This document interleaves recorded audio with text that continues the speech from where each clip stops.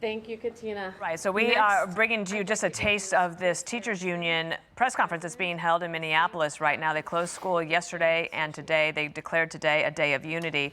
The woman who just spoke, Ms. Taylor, she said that every Minnesotan is at risk of what happened to Rachel Good. Yeah. Seems like a little far-fetched. Yeah, a couple other things going on. Day of Unity today, moment of silence coming up at 10 a.m. Central Time, 11 a.m. Eastern Time. And last night, the NBA game, the Timberwolves last night, sold out arena in Minneapolis. They had a moment of silence as well, followed by a couple of choice lines for ICE and other federal employees working in their state. Tricia McLaughlin's DHS Assistant Secretary, and thank you for coming on today. First, react to what the teachers are saying. They want all these schools to be in a safe zone, essentially. That certainly did not seem very unifying, and it also didn't seem like those individuals speaking had the facts on the ground. Secretary Noem was just there in Minneapolis, as you both know, and what we saw as far as arrests go was they were arresting multiple child pedophiles. I've seen the reports of who they've picked up, scores and scores of child pedophiles. These educators should really be thanking ICE, and as far as going on the ground, our law enforcement does not go into schools unless there is a public safety threat within those schools. What we saw on Wednesday, which one of those educators was referring to, was there was an individual who was assaulting our law enforcement, and he started a chase that went about 5 miles. This subject of this chase started going over barriers. He was running red lights, and eventually he took the chase onto school grounds. Our law enforcement did not go into the school and made sure to defuse the situation so it was this subject, this individual, who put children at risk. It is our law enforcement and President Trump and Secretary Noem who are actually protecting these children on the ground in Minneapolis, when unfortunately we see Tim Walz and a lot of these politicians turning a blind eye to the victims of these crimes, to the children who have been exploited, who have been abused, and to also other victims of murder. We had picked up a known or suspected terrorist, multiple gang members, just in the last 5 weeks that we've been in Minneapolis. Tricia, you mentioned Governor Walz, and he was talking last night about Minnesota being taken out of the investigation. Watch here. It feels now that Minnesota has been taken out of the investigation. It feels very, very difficult that we will get a fair outcome. When Kristi Noem was judge, jury, and basically executioner yesterday, that's very, very difficult to think that they were going to be fair. With that being said, Minnesotans, we've risen to the occasion so far, but it's going to get challenging. Tricia, has Minnesota been taken out? Absolutely not. And he keeps on talking about how he feels instead of what the facts are on the ground. I'll let DOJ talk about the investigation itself, but his inflammatory rhetoric are certainly not helping public safety in Minnesota. And Dana, I also think it's important we talk about the facts that happened that day, especially when lethal force was used. This individual, the subject in question, the deceased, had been following our law enforcement throughout the day, stalking them.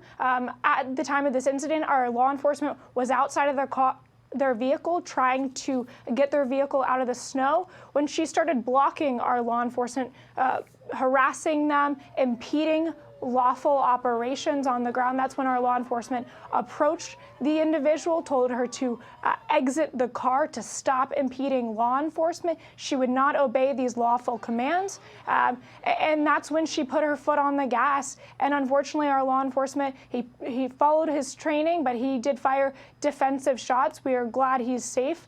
But with any loss of life, Dana, of course, we pray for the deceased and her family and our law enforcement, everyone involved. Well, what appears to be happening, Tricia, is that both sides are lining up to defend their arguments. And we're seeing this from the teachers union there in Minnesota. Here is Congresswoman Jayapal out of the state of Washington, just last night on another network, said this.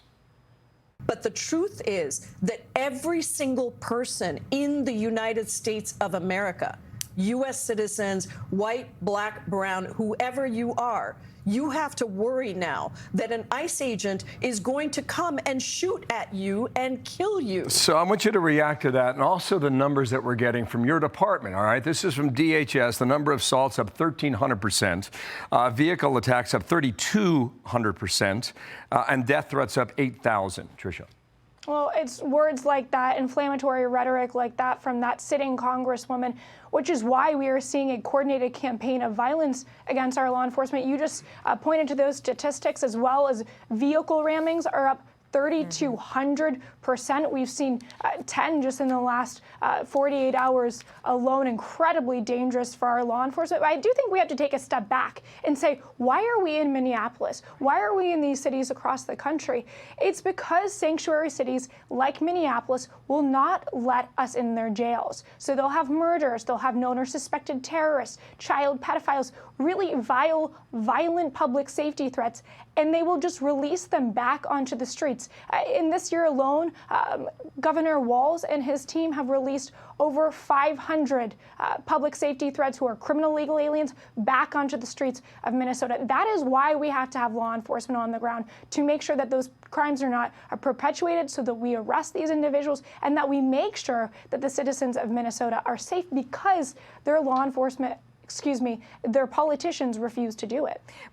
Tricia, I woke to the news about an incident in Portland regarding the Border Patrol. Could you just speak to what happened there? We understand somebody was shot. Yes, so this was a targeted traffic enforcement stop. The target of this traffic stop was a female, 32. She's a affiliate of Tren de Aragua. She is involved in a prostitution ring. As many of your viewers are probably familiar, Tren de Aragua is a gang out of Venezuela. They enriched themselves largely through drug trafficking, but also the trafficking of young women. The subject was involved in this. She was the passenger of the vehicle, as well as the driver of the vehicle. We believe he's a member of Tren de Aragua. Our law enforcement officers pulled them over as they were approaching the vehicle. When the subjects realized who our law enforcement were, they pulled forward, attempting to hit our law enforcement, and that's when our agent, he again followed his training and fired defensive shots at that vehicle, and the subjects drove 5 miles, and they proceeded to call 911. They're now in the hospital, but our agent, he practiced and followed his training as he should have, and we're glad he's safe today. In the hospital and presumably under arrest as well at this point, Absolutely. Correct on that? Absolutely. Okay, more to come on this, unfortunately, and we'll see what Tricia. city it happens Thank in. you. Thank you for your time today. I'm Steve Ducey. I'm Brian Kilmeade. And I'm Ainsley Earhart. And click here to subscribe to the Fox News YouTube page to catch our hottest interviews and most compelling analysis.